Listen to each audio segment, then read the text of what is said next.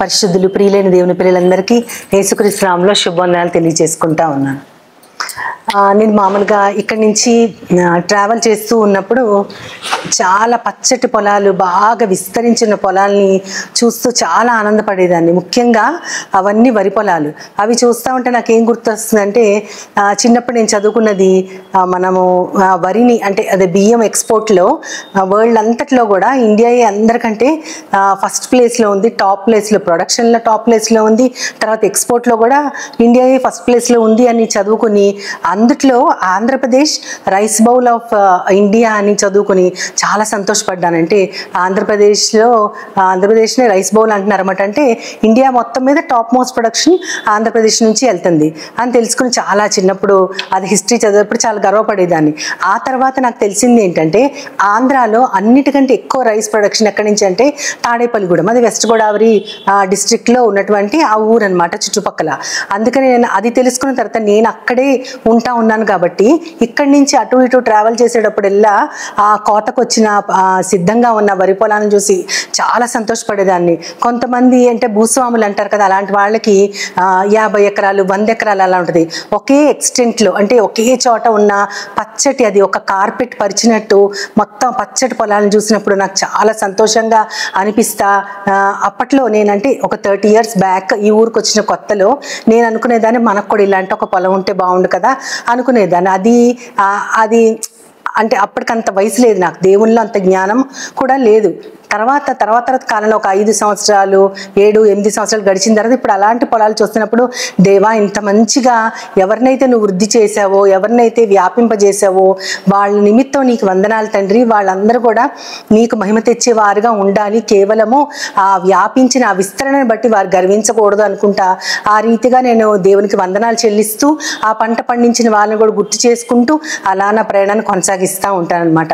ఇప్పుడు నేను ఇవన్నీ ఎందుకు చెప్తా ఉన్నానంటే, ఒక వాగ్దానము దేవుడు ఆదికాండం 28వ అధ్యాయము 14వ వచనంలో అక్కడ యాకోబు గారికి ఒక వాగ్దానం ఇస్తాడు దేవుడు. అదేంటంటే, నీ సంతానము లెక్కకు మిక్కిలిగా ఈ భూమి మీద ఇసుక రేణువులంతా అవుతాయి అని చెప్తారు. అంటే ఇసుక రేణువులు, ఇసుకని మనం లెక్క పెట్టలేము. ఆ విధంగా నీ సంతానాన్ని నేను నీకు సంతానాన్ని అనుగ్రహిస్తాను. అప్పటికి ఇంకా ఆయనకి పెళ్ళి అవ్వదు కదా, ఆ విషయాన్ని దేవుడు దర్శనంలో చెప్తారు. నీకు అలాంటి సంతానాన్ని కలుగు చేస్తాను, నీ సంతానము తూర్పు వైపు, పడమర వైపు, ఉత్తరం వైపు, దక్షిణం వైపు వ్యాపిస్తుంది అని చెప్తారు. ఆ వ్యాప్తి చెందటం గురించి దేవుడు ఏం చెప్తా ఉన్నాడు అసలు? ఈ వ్యాప్తి చెందటం, విస్తరణ, ఇవన్నీ కూడా దేనికి సాదృశ్యం అని ఆలోచిస్తూ ఉంటే, ఇదే వాగ్దానాన్ని దేవుడు ఇశ్రాయేల్ వారికి కూడా యెషయా గ్రంథం 54వ అధ్యాయం 3వ వచనంలో చెప్తారు. నువ్వు కుడి వైపునకును ఎడం వైపునకును వ్యాపించదవు. అక్కడ కూడా అదే వాగ్దానం ఇస్తారు. యాకోబుకి ఇచ్చిన దాన్ని ఆయన మరలా ఇశ్రాయేల్ దేశానికి ఇస్తూ ఉంటారు. నువ్వు కుడివైపుకు ఎడం వైపుకు వ్యాపించదవు అని.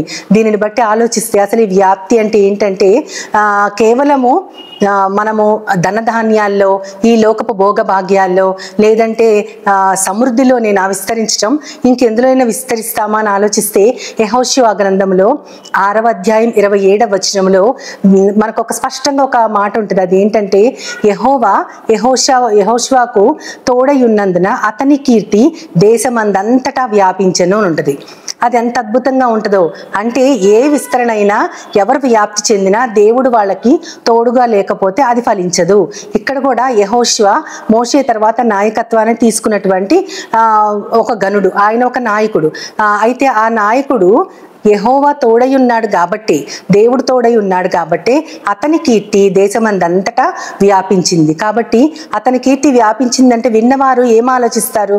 దేవుడు ఇతనికి తోడై ఉన్నాడు కాబట్టి ఇంత గొప్పగా ఇతని కీర్తి వ్యాపించింది, ఇన్ని విజయాలు ఇతను తన ప్రజలకి చేకూర్చాడని తెలుసుకుంటారు. కీర్తి యొక్క ఉద్దేశం ఏంటంటే, దాని వెనకాల ఉన్నటువంటి దేవదేవుని యొక్క ఆశీర్వాదం, దేవదేవుని యొక్క ఉద్దేశము, ఇవన్నీ కూడా కీర్తిని వ్యాపింపజేసేటటువంటి అదొక ముఖ్య కారణం.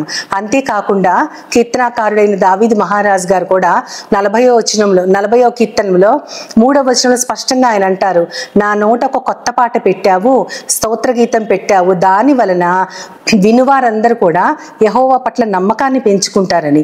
అంటే మనం ఒక కొత్త పాట పాడినా, దేవుడిని కీర్తిస్తూ ఒక మాట మాట్లాడినా, లేదా స్తోత్ర గీతం పాడినా సరే, దానిని విన్నటువంటి వారు వీరెందుకు అది పాడుతున్నారు, వారి నోట్లో దేవుడు పెట్టినటువంటి ఆ పాట దేనికి ఉద్దేశించింది, వారు ఏ ఆశీర్వాదం పొందారు, వారు ఎలా అభివృద్ధి పొందారు, ఎలాగ దేవుని కృపకి వారు పాత్రులయ్యారని ఆలోచించినప్పుడు అప్పుడు దేవుని యొక్క మహిమలో వారు నమ్మకం కలిగి ఉంటారు.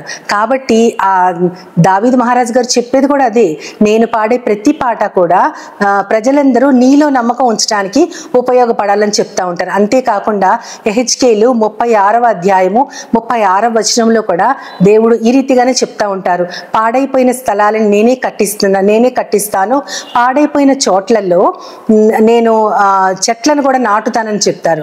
అది చూసి ఇవన్నీ జరగటాన్ని బట్టి అన్యులందరూ కూడా దేవుడే మీకు తోడై ఉన్నారని తెలుసుకుంటారంటారు. ఇది ఒక అభివృద్ధికి కారణం.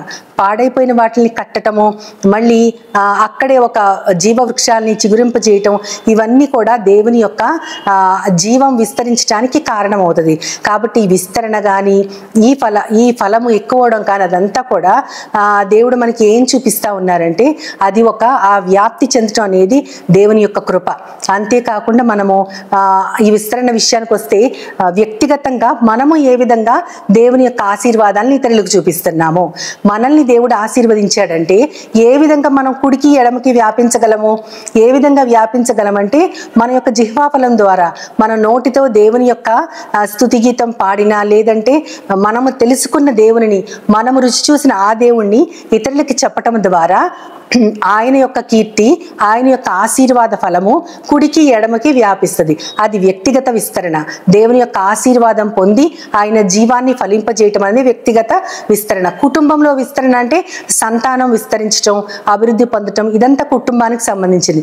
ఇది శారీరక భూలోకపు సంబంధమైన విస్తరణ. అదేవిధంగా సేవకులలో వాళ్ళు చేసే సేవలో వచ్చే విస్తరణ అంటే ఆ సేవలో దేవుని యొక్క ప్రభావము, ఆ యొక్క మహిమ ఎంతో గొప్పగా కనపడటము.